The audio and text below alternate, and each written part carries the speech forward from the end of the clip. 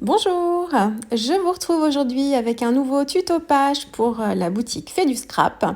Alors je vais poursuivre avec les papiers de la collection Un air botanique de la Fée. Donc je reprends dans certaines feuilles. Donc là je reste dans les verts de la collection avec celui que je préfère. Il me reste encore un petit bout que je vais utiliser.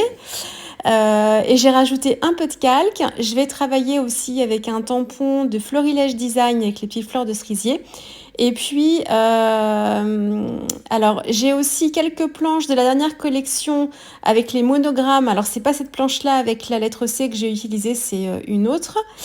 Et puis mes deux palettes Prima, donc la Current et la Terra, qui vont me servir à faire mon petit bleu-gris, bleu-gris, vert, vert de gris que j'aime tant. Alors, je vais commencer par travailler mon fond. Donc, je cherche c'est cette couleur là du papier que j'aime bien. Donc, je vais le travailler avec l'un des bleus de la palette Current, qui est un bleu profond, un petit peu comme un grit paint, mais avec un peu plus bleuté. Et je vais ajouter la couleur orange de la palette terrain. Alors ça peut vous surprendre, mais dans ce orange-là, en fait, il y a un peu de jaune et un peu de rouge. Et forcément, hein, c'est du orange. Et ça va me permettre d'avoir ce vert un peu bleu qui correspond bien au papier, la couleur de la collection.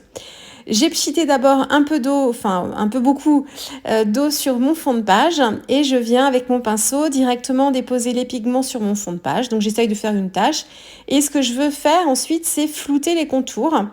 Donc j'essaye voilà, de faire un petit peu glisser les pigments à droite, à gauche, et puis je trempe mon pinceau dans l'eau pour le rincer, et je vais venir en fait flouter là où il y a du pigment sur les bords de la tache.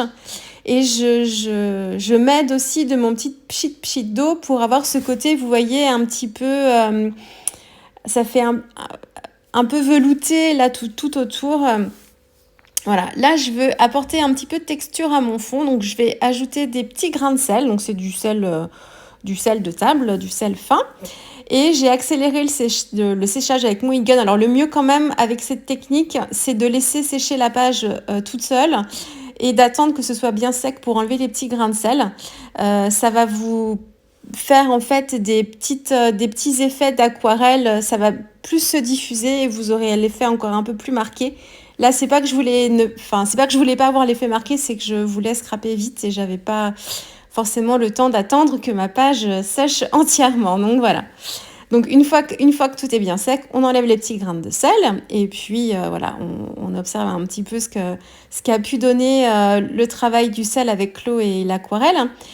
Ensuite, je vais venir travailler mon fond un peu plus. Donc je vais utiliser un pochoir de la Fée du Scrap et je vais utiliser mes oxydes.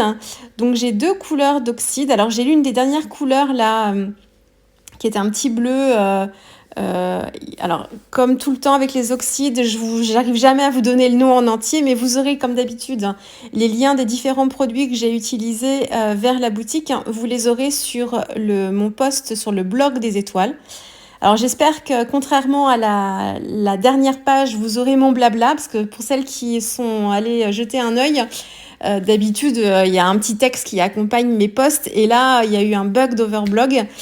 Et du coup, bah, il y a les photos, il y a les liens, il y a la vidéo, mais il n'y a pas tout le petit blabla du début qui vous déjà commencez par vous dire bonjour et au revoir ensuite. Donc voilà, j'espère que pour celle-ci, ça fonctionnera bien. Donc voilà, vous aurez tout le détail des différents produits utilisés, notamment ceux de la Fée du Scrap.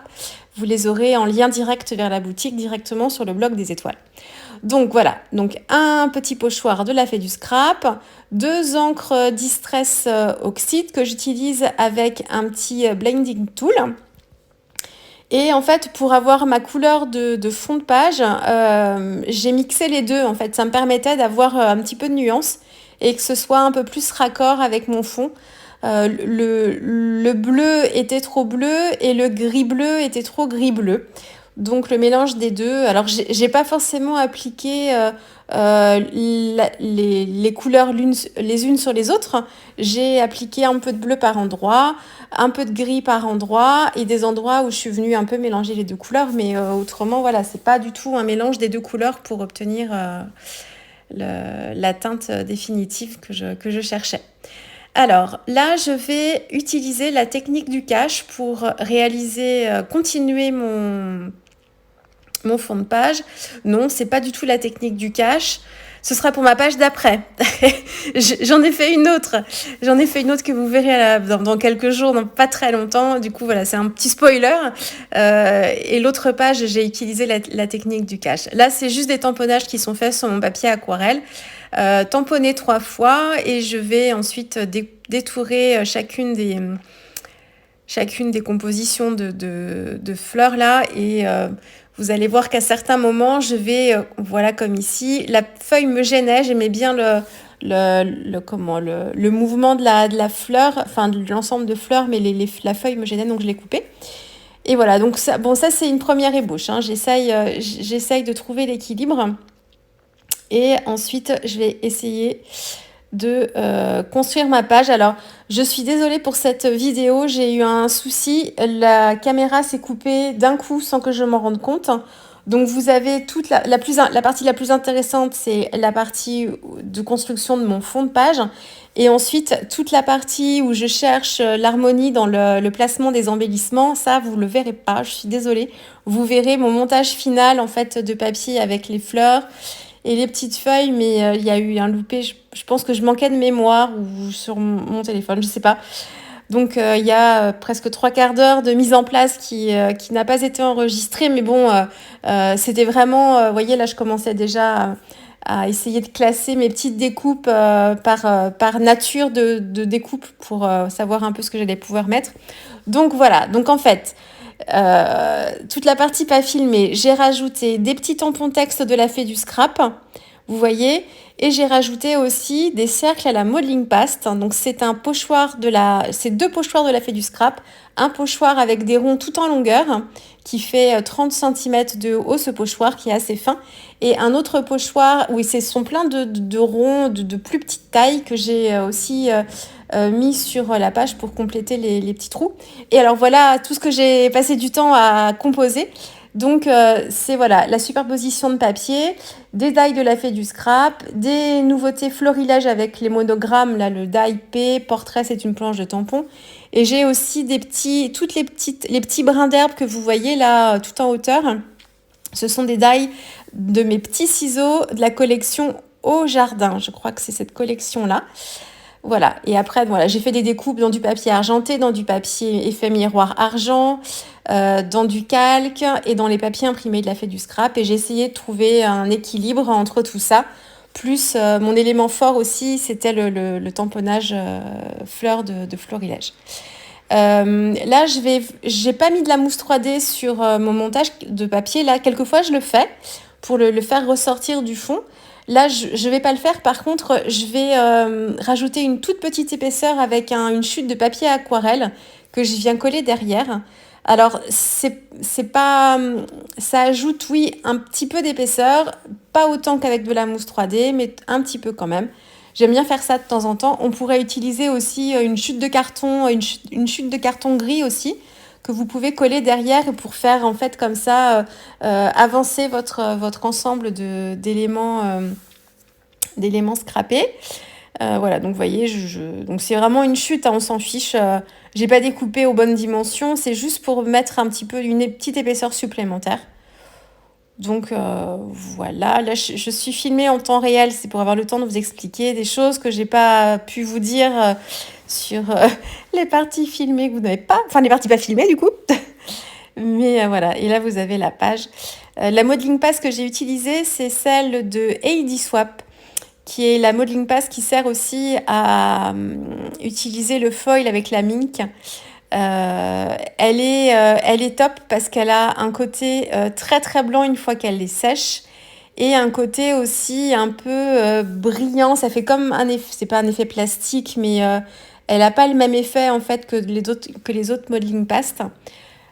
Sur la distress, quand elle est appliquée au blending tool, il n'y a aucun problème, elle restera bien blanche.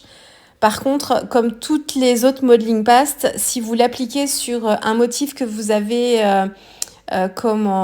travaillé avec des oxydes et de l'eau déjà, l'oxyde va réagir à nouveau dès qu'elle va avoir de l'humidité. Alors que si elle est travaillée en fait sans eau comme ça à sec, ça réagira pas. C'est ce que j'ai pu constater moi dans mes différents essais.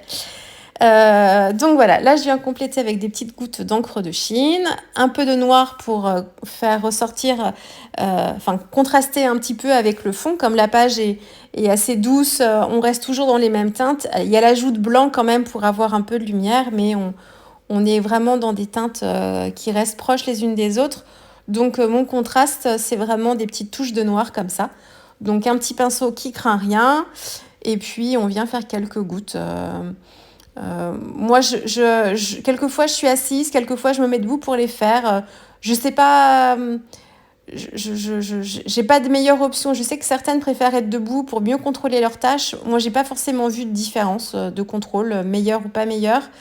Ce qu'il faut vraiment, c'est ne pas hésiter à tourner votre page pour éviter que les gouttes soient dans le même sens, en fait, tout le temps. Donc voilà, bah écoutez, c'est la fin. J'espère que ce tuto vidéo vous aura plu. Puis moi, je vous dis à très vite avec une prochaine vidéo. Allez, au revoir.